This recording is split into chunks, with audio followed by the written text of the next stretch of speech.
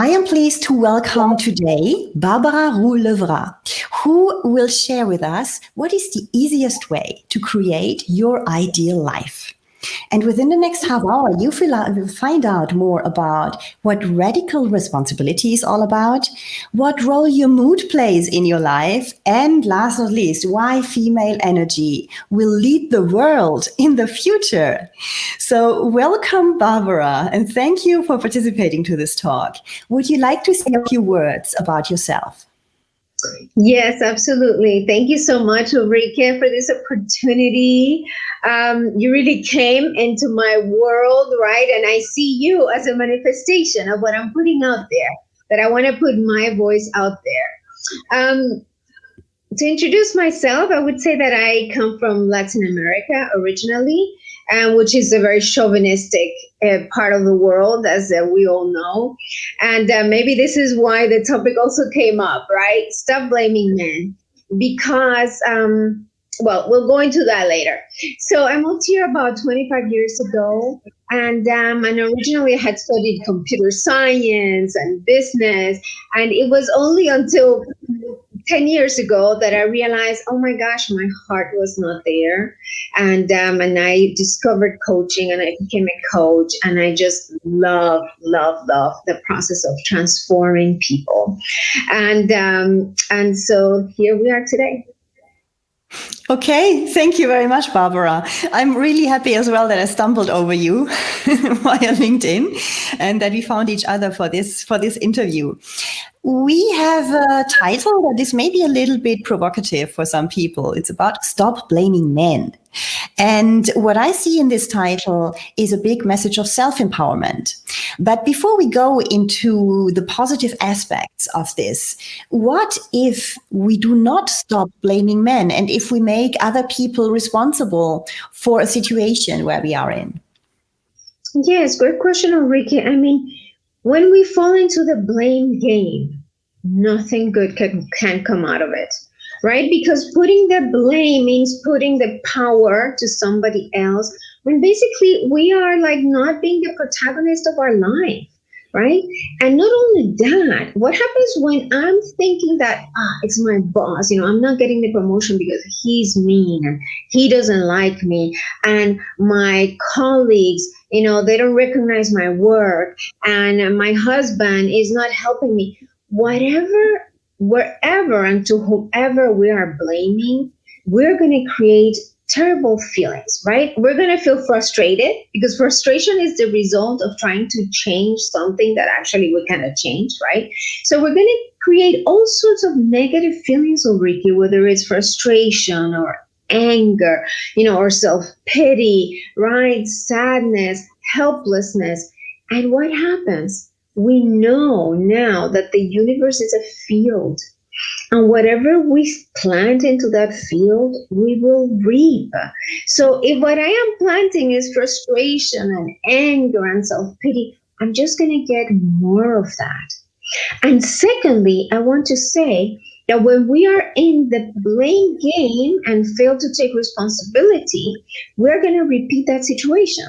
Right? Because it doesn't matter. I can change my job. I changed. Oh, great. Now I'm working for a new company. Right? Or I can change my husband. Great. Now I divorced him.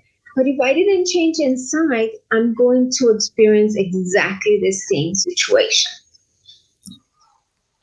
Yeah, those are very wise words. If we only try to change our environment or exchange the things we don't like without being very clear about what is actually our internal power and how we can shape our lives in a sustainable way, in a different way, then we cannot go very far. I like your comment about blame being all of these other feelings, like you said, frustration, anger, sadness, and many, many more. I like to say often that blame, like worry, is an emotion, if you want to call it like this, without any transformational power. But I think I have to review that, because what you just said is that it has transformational power, but in the negative sense. Yeah. So it is something that is limiting us. What is the worst case scenario that can happen if we don't become or have this awareness that we are actually blaming someone else or something else for our situation? Yes, Ulrike. So this is how people This is how people actually end up in a burnout or end up committing suicide. If we want to talk about worst case scenario, because as we get more and more frustrated, but we continue to create more and more of it, it's also like a snowball effect, right? So the same thing, the same way that something good can grow, if we continue to plant negative feelings, this thing can just blow out of proportion, and nobody can help us. This is what I've seen, right? The more somebody's into blaming and not wanting to take responsibility, the less they're open to the truth. So when somebody comes and says, hey, can I tell you what I see? They're going to be so on the defensive because no, it has nothing to do with me. And I'm just a victim. And this is the worst path that we can take. And you know what, beautiful women? It's not necessary. We have so much power that we don't need to take that stupid path.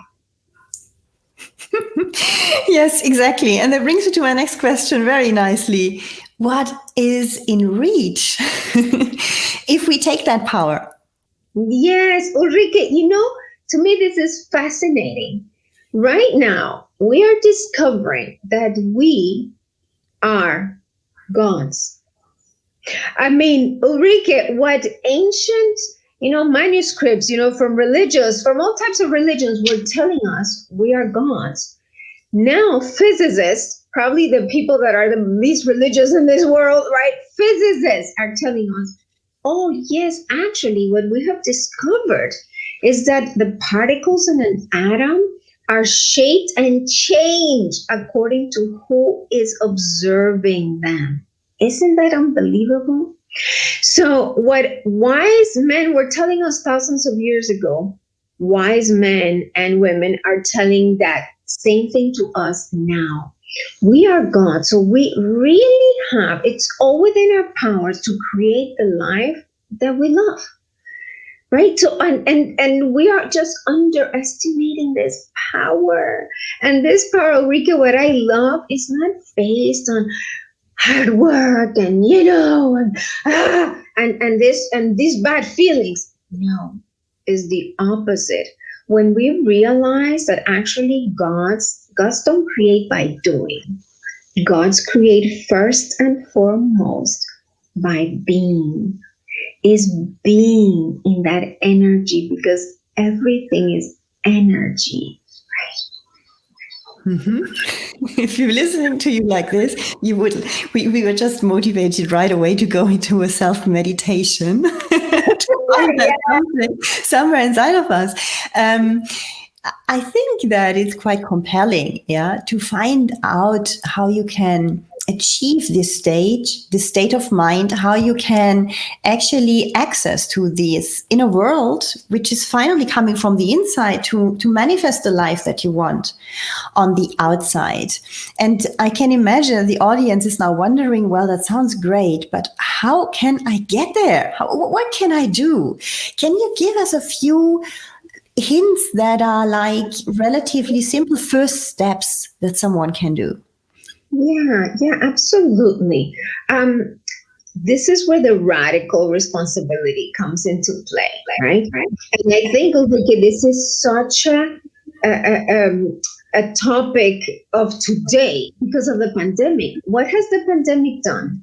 It has forced us to go within, right? Because we could not go out, so we could only go within. And oh my God, this is where the most delicious part of our lives is. Because you know what happens, Ricky, that we've spent most of our times, nobody has told us follow your heart, find out what is your essence, right? Most of us, we grew up in environments and we are following others. Oh, this is a new buzzword, right? So let me do that. And oh, everybody's doing this, so I'm going to do that. But so few times in our lives, we have been taught, no, go within. What actually makes you happy? Something so simple as that, right? Because that which makes us happy, Ricky, is that which gives us life. And life is what we want, right? All those other bad feelings, that's like death, right? Death is also a disease, right? And what we want is, to really connect. As you said, we can meditate. Let me get to know myself. right? Let me get to know myself intimately. What makes me come alive, right? Even if it sounds banal for someone else, but what makes me come alive? And I want to say, and to recognize, Ricky, that we are magnets. We're magnets. And magnets not only attract, but also are meant to repel, right?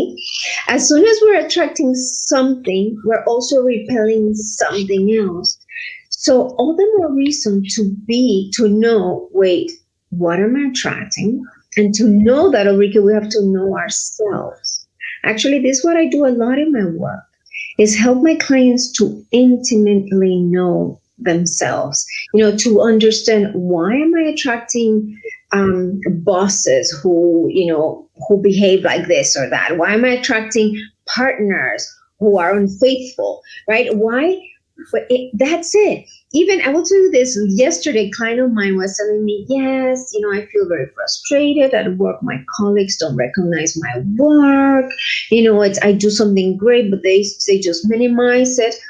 And you know that when it was time for her to give feedback, Ulrike, I was like so surprised, because her feedback was so meager, was so stingy. She was doing exactly that she was complaining about, right? So if we want to take responsibility, we have to realize everything in our lives is a mirror, right?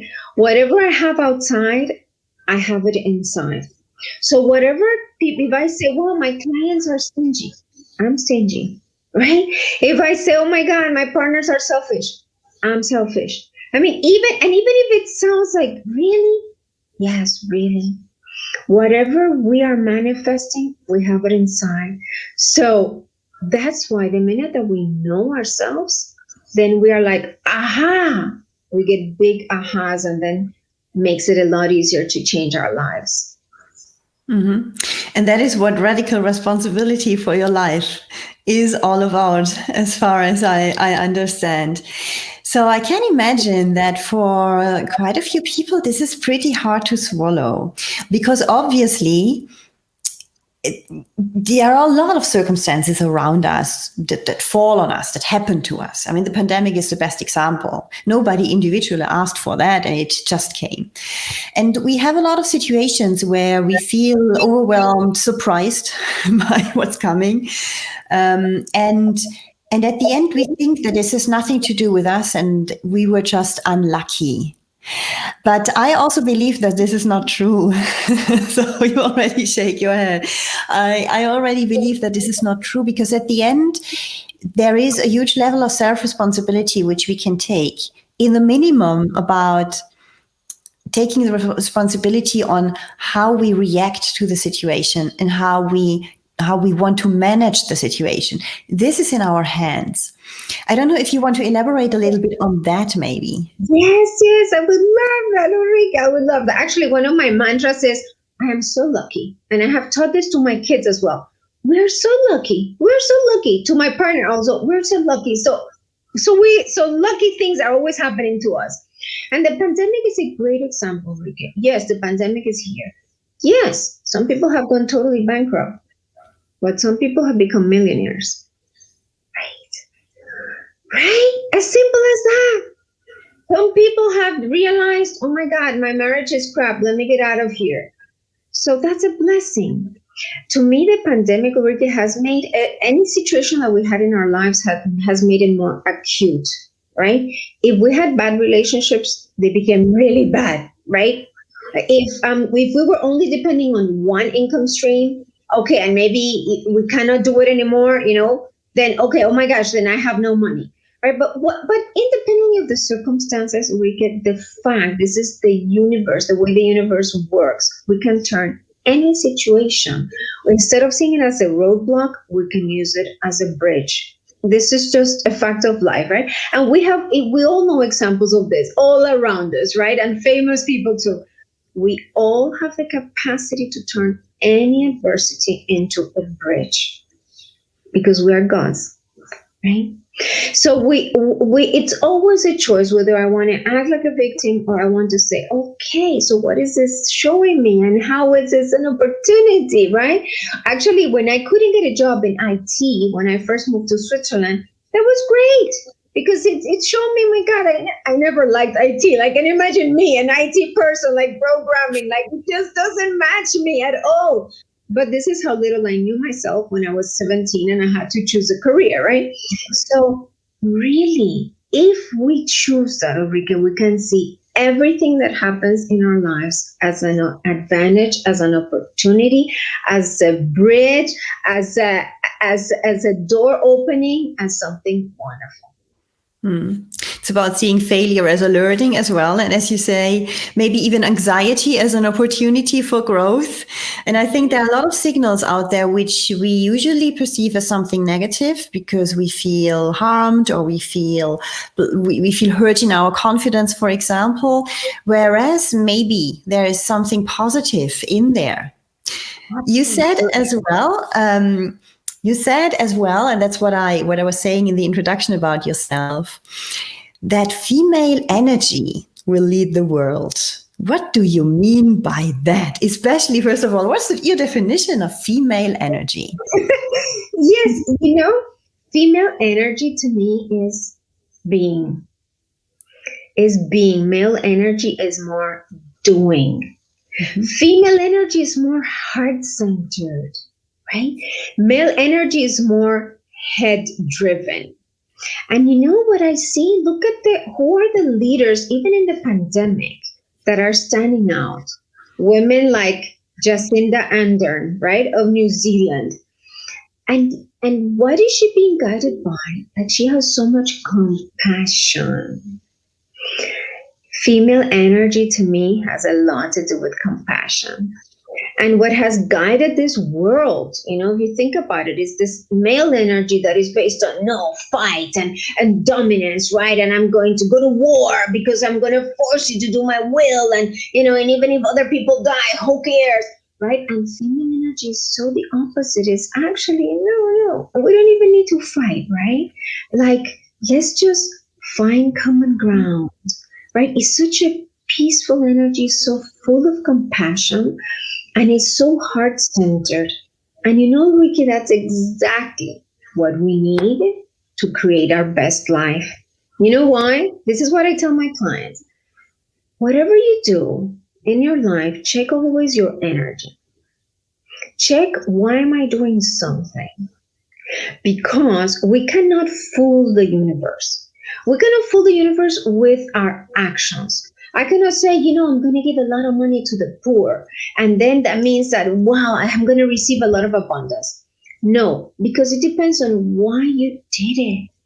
If you did it, to get recognition, and then you don't get the recognition, what happens? And actually, probably you won't get it. You know why? Because, what we really want and we're trying to force, we don't get, right? And then when we don't get it, we're going to feel again frustrated and we're going to go into bad feelings. But when we are led by our heart and we say, I'm going to help this person if I really feel it in my heart, what happens? That my reward was doing it. I don't need any other reward because that gave me joy. The joy is my reward. Right, Ulrike? So if I'm after joy and I did it out of joy, I'm going to get joy back. And that joy, that energy of joy is going to create in my life other things that are going to give me joy. Right? Yeah. So what you send out, you get back. As simple as that. Yes. Yeah, exactly. If we look into the work environment today, for example, and you said something important here, without stereotyping too much, but about that women have a different energy in general and are leading more with their heart. In terms of leadership, I would translate this to they have a more inclusive leadership style, more of a coaching and empathetic leadership style. And I know that many men also would love to apply more of this leadership style, and that everybody says it's the leadership style of the future. Nonetheless, if leaders, women and men alike, apply this, they are often get pushed back by not being strong enough. Yeah, so it's very contradictory out there, and I think we're in between probably two eras, a bit more of a control command hardwired era that comes from, I call it older male behaviors, yeah, like it has been done centuries and centuries ago. It was all about power and control in the past, and we still carry this with us in a way. And if I come back to the title of this talk about stop blaming men, so they might say, oh, she's blaming men in the past. Yes, I do. I agree. But I think we have to stop doing this in the present. And that's quite a difference. And it's about really having, I think, the courage to live these traits, which often women perceive as being like too female to show or too vulnerable to show in their work environment, to take over the self-empowerment and power in general in a different way. Would you like to comment on this? Yes, I love that, Ulrike. Exactly, because actually we tend to move in extremes. So either exactly we're in this command and control, right? And then we are too nice, right? We are too nice. We're in this energy almost of people pleasers. And neither of this energy is good. What we want, and nature shows this all the time. Nature always seeks balance. Balance. And you know what I teach my clients? I say, you can set boundaries, right? Being in female energy is not, oh, then I don't have any boundaries and people can do whatever they want. No. You know what it looks like?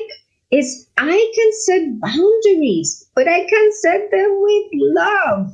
I can set them with a lot of respect. And you know what, Ulrike, this is so powerful. If I tell somebody, listen, I'm going to have to tell you no. I'm really sorry. I wish I could say yes, but it's just not for me at the moment. It doesn't work in the structure that we are now. So yeah, I'm sorry about that. So the answer is going to be no. But who knows, in the future, maybe things change, right? I'm setting a firm boundary, but I'm saying it with love, with compassion, right? Compassion, like, okay, this is the way I would like somebody to tell me no. So yes, so it's not one extreme or the other. Let's find that powerful balance. And you realize, Ulrike, that sometimes when we want to be like strong and without compassion, then maybe we say no, and then we act, we're aggressive. And what happens, especially to women? Then we feel guilty, right? Then comes the guilt. Oh my God, I was so mean. I was so evil.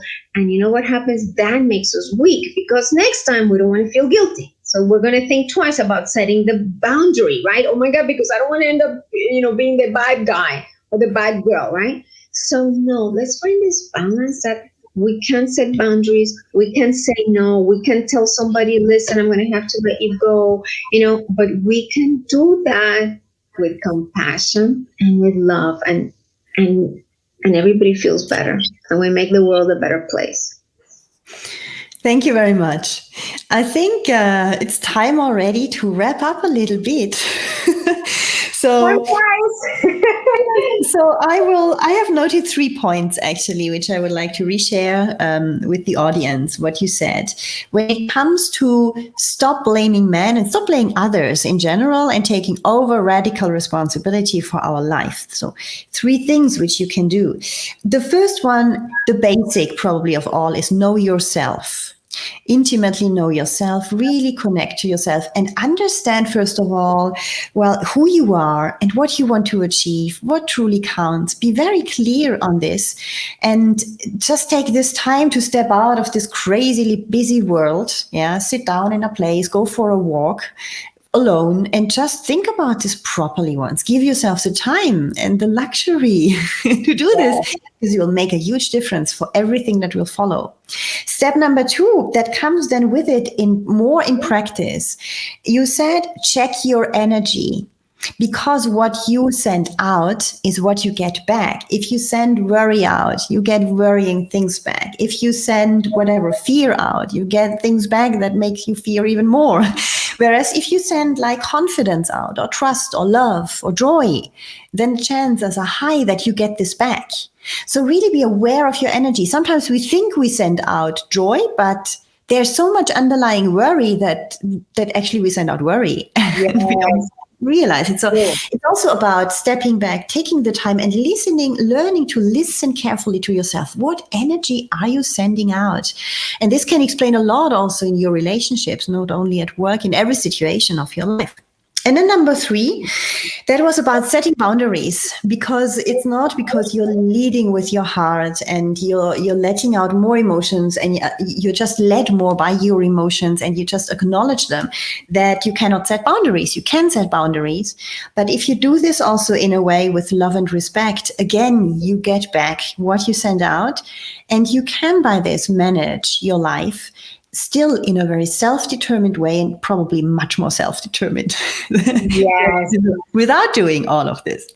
If you had one last thing to share with the audience, something where you say, this is the one thing that you can start with right away. When we finish this talk, you go out and you start with that. What would that be?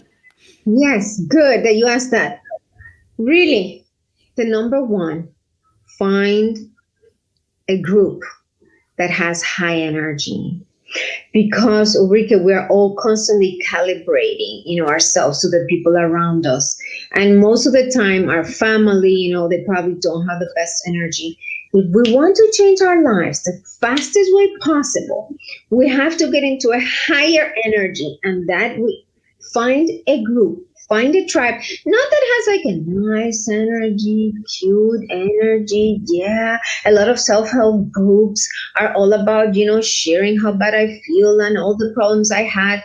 No. Find a group that are saying, you know what, I'm not looking at my obstacles. I'm creating bridges. I am celebrating you. I cannot celebrate me now, but I'm celebrating you as if it was me. I am taking radical responsibility. I am keeping my energy high. Find that group, because you know what, Ulrike, it's not so easy. Many times when we're in a high energy, actually we piss off the people around us. They're like, oh my God, why is this woman so happy? I mean, what was her problem, right? Because we are clashing with their low energy. And then they drag us down because we want to build rapport, right? Human beings, we want to build rapport about the people, with the people around us. So the easiest way, find a group with very high energy and immerse yourself in that, and faster than you think and that you can expect, you will be in that high energy too, creating amazing things. Thank you so much for watching this talk. If you haven't subscribed yet, click here, follow us on Instagram, or become active yourself in our LinkedIn group. I am very much looking forward to having you on board. You are important, and together we can make a difference. See you next time.